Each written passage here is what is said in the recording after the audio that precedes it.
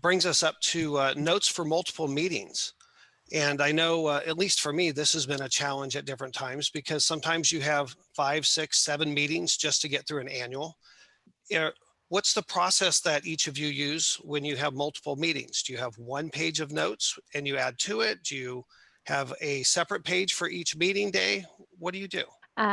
Where our expectation is that IEPs are affirmed the same day. I often tell my case managers, you're going to forget, just affirm it before you leave the room because the parent copy matches our copy. There's nothing to change at this point.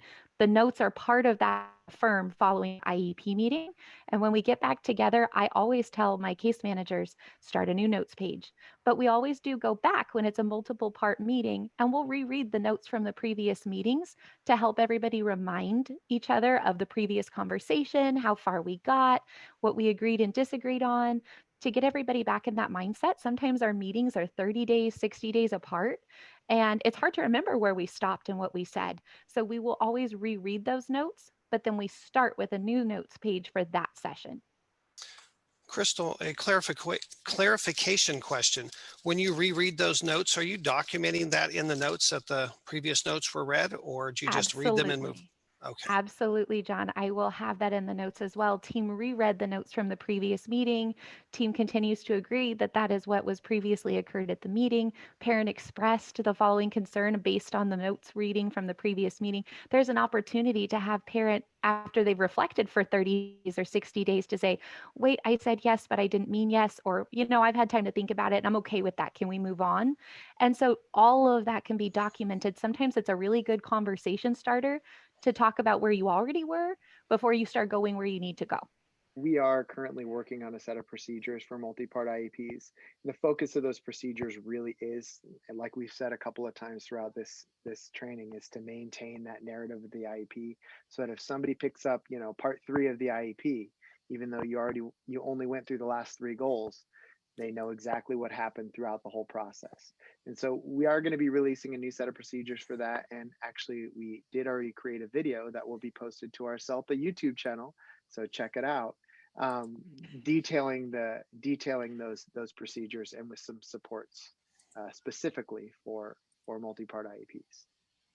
And one thing I like to see in the notes that that they document, it's a continuation of the annual or triennial IEP held on blah blah blah date, and this is part 2 of the meeting or part 3 of the meeting. It's easy to follow when you have those clarification statements in the beginning of the notes to tell the story as well.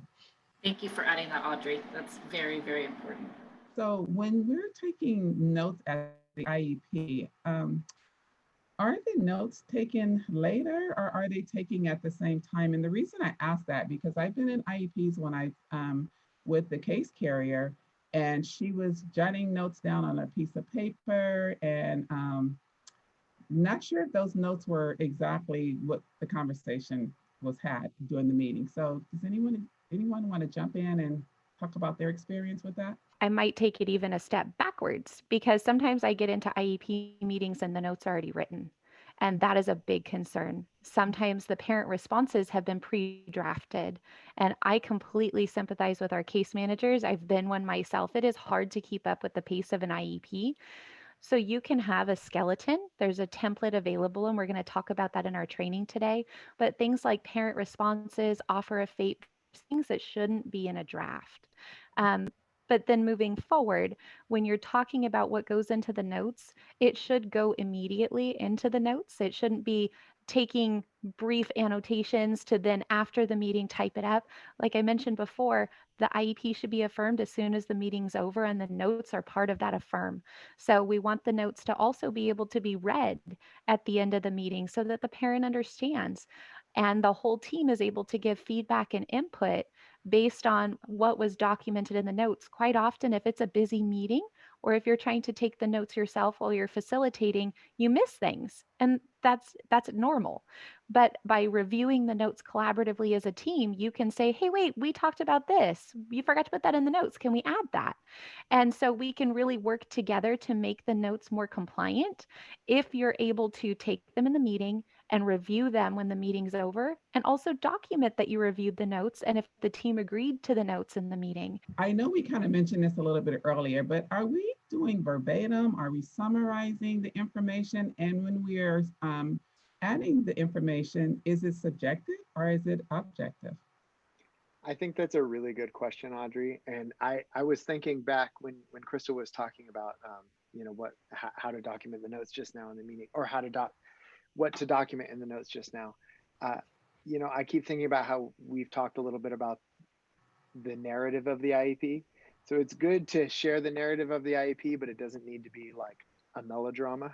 Like, we don't need to know who's angry and why they're angry or who said what about who.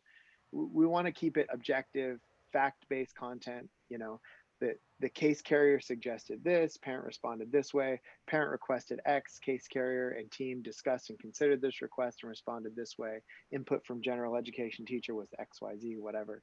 Very fact-based, very objective rather than subjective. Sometimes, you know, I'm sure it's never happened to anybody else on this chat, but so I've been in IEPs that have gotten heated before, and people say some things that maybe, you know, ought not to be documented in the notes. We want to keep the notes a professional document using professional language, and avoid language or comments that might aggravate what might already be contentious when you review the notes or when parents review the notes after. Absolutely. So if somebody, I love the way that you put that, Brian. If a parent does make a statement that sounds heated, you can document parent shared concern in regards to, and then you list what the concern is, and that's a fact. But you don't give the specifics that would, as Brian was saying, further the contentious aspect of the IEP. So how much is too much? You get those IEPs where you look at the notes page and it's like page after page after page, and you wonder, when is this going to end? So what are some strategies that you guys use to keep the notes succinct and to the point?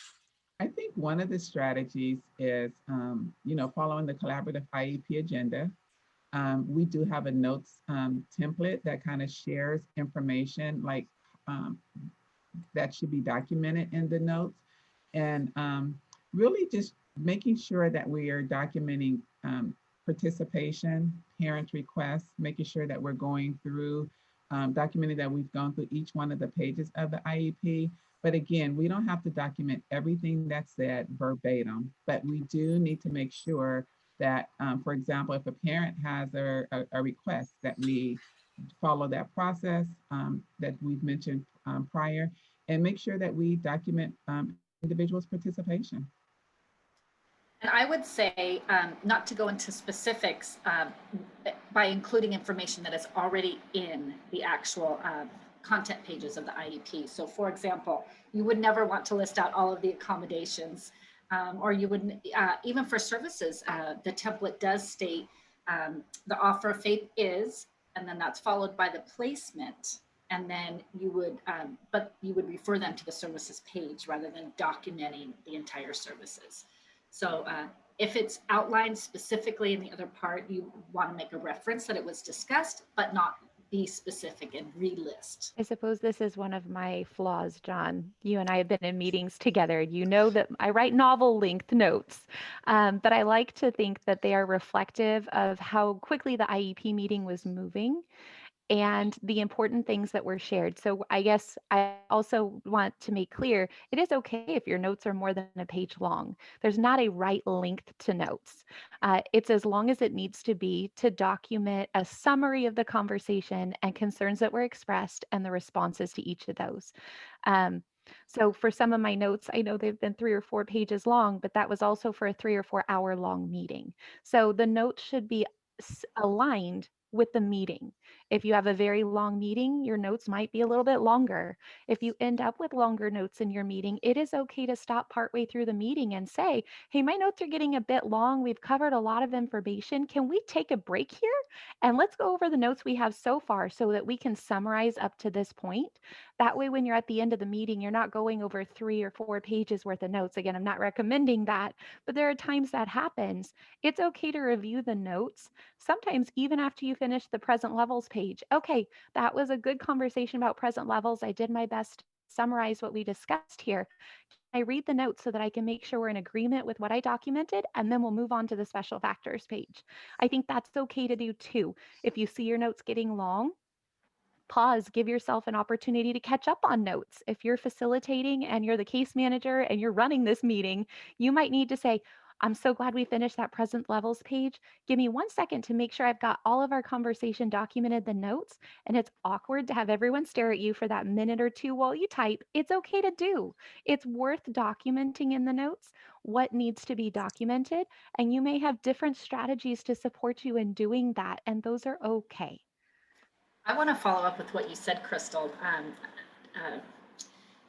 What I like about when you stop to do a review, or when you stop to take a little break, sometimes it actually diffuses negative energy in the room as well.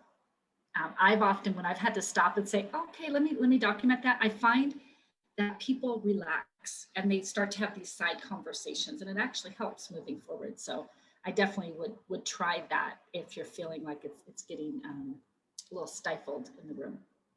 I think just to piggyback a little bit on that, it's, sometimes I remember being in the IEP and we had been through due process with this parent, and the parent was making requests, and the team was responding. And I just remember Dora looking at her, one of our other program specialists, and winking at her, and she said, I got you. And I, letting her know that she had documented the information in the IEP. So, we have those due process hearings. We want to make sure that we take good notes that reflect the story of the IEP.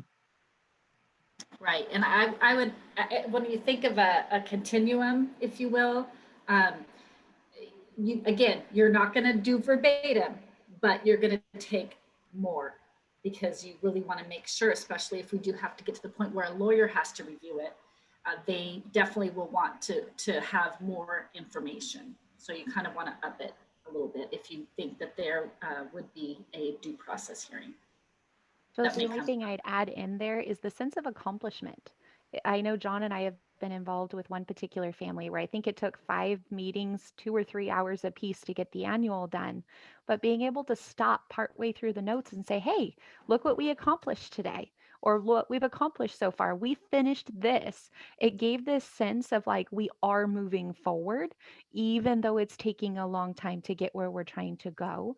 And so I think that also, from a psychological kind of mindset, it gave this sense of like we're doing something good. We're still progressing, even though it's taking us a long time. So that's really reviewing the notes partway through, if it's an adversarial meeting or if there's a lot of questions coming out, helping the parent to hear that you heard them and you responded to them and it's documented can, like Michelle said, really start to diffuse a adversarial kind of situation. I totally agree with Crystal saying it. The parent knowing they sometimes they'll say, is that in the notes? So going back reviewing is an excellent idea. Michelle, I was going to share that your strategy of taking a pause, it really does work. I remember a meeting that Crystal and I were both in. It was very contentious. One of us was working with the family and the advocate. One of us was working with the school team as a buffer in between. And when the conversation became heated, I was taking notes, I would just raise my hand. We set it up as a strategy up front that when I raise my hand, it means we have to stop because there's something in the notes to review. And what we found we were doing is every time the conversation would get heated, a hand would go up, we would go back 2 paragraphs, add a little clarification, and then review the notes and then pick it back up where we were. It really helped buffer the meeting. It helped slow it down. And I think it was a positive experience for those that were there. So other note recommendations. What do you do when you have settlement agreements? I know settlements typically occur outside of the IEP process. So what do we do in the meetings? When the district has worked with the parent outside of the IEP process, you do not want to discuss or take note of any of the aspects of the settlement in the IEP itself. And for example, if the parent is granted tutoring services for the student, you would not want to list those tutoring services on the service lines. So they're not mentioned at all in the IEP itself. That is completely aside. Although there may be times when the parent will bring it up. But what about the tutoring I'm getting? But what about the extra speech services that I'm getting? I want to see those in there. And I'll give you an example of what you might put in the notes. Parent shared that she is receiving additional services provided through the district and would like them documented in the IEP. Administrator shared that the parent could get written documentation of those services separately by calling the district office or something like that, just so that you're making the document that the parent did ask that and you're meeting their need because you're referring them to how to get the information that they're requesting. Michelle, I'll add to that. I have one parent in particular that likes to read her agreement to us when we have IEP meetings. And so I have learned to very kindly tell her, I appreciate that you are so aware of what has been offered to you by the district. And she will often have questions. And I tell her, you know what, I'm really willing after the IEP meeting to sit down with you, to reread your agreement with you, or to help tell you who you can contact for support regarding that agreement. But it's not part of your child's IEP. It is outside of the IEP. So if you're willing to stay a little bit later, or I can give you the contact information, then you can get support with your concerns with your agreement. And I'll just document in the notes, like you mentioned, Michelle, parent wanted to discuss the settlement agreement in the meeting, program specialist, case manager, teacher, whoever takes that concern on, shared that there are district personnel who can support the parent with their settlement agreement. Contact information will be provided at the end of the IEP meeting to the parent so that you're showing you're still supporting the parent, but that's just not something that belongs in the IEP or in the notes.